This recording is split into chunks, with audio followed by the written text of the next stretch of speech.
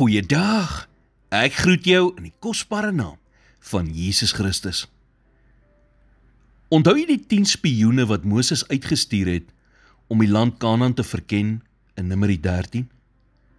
Toe die 10 spioene met 'n negatiewe verslag terugkom, was hulle nie tevrede totdat hulle die hele volk gekry het om soos hulle te dink nie.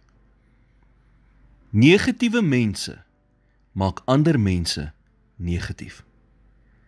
So as jy altyd praat oor hoe sleg die ekonomie is, hoe moeilik jou werk is, of hoe irriterend jou huweliksmaat is, stop bietjie vir 'n oomblik en kyk bietjie met watter mense jy jouself omring.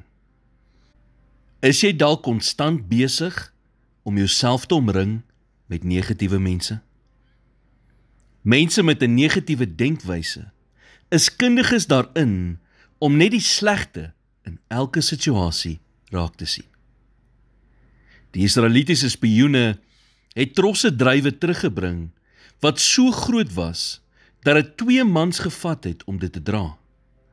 Maar hulle het besluit om eerder op die reuse te fokus.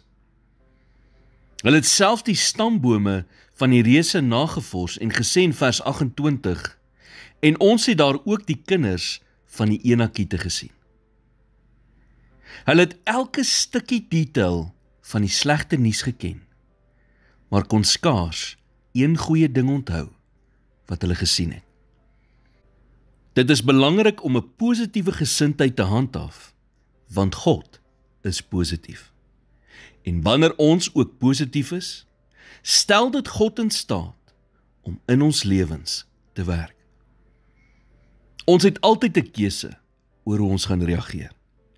En wanneer ons besluit om op ons omstandighede te reageer met 'n negatiewe houding, so selfbejammering of bitterheid, verhinder dit God om alles te doen wat hy in ons lewens wil doen en verhoed dit ons om ons volle potensiaal te bereik.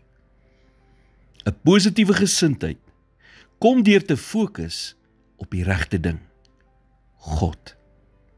Wanneer ons op die probleem fokus in plaas van op God, mis ons sy perspektief in ons situasie.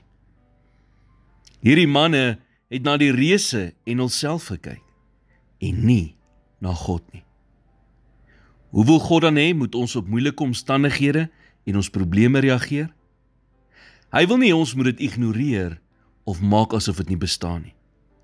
Nee, al wat hy wil hê ons moet doen, is erken dat hy groter is as ons omstandighede en probleme.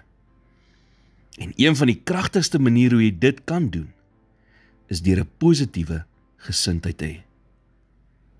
Here, help my om 'n positiewe gesindheid te hê. Maak nie saak wat ek in die gesig staar nie.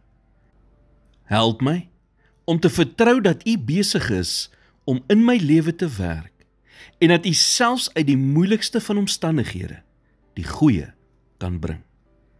In Jesus naam bid ek dit. Amen.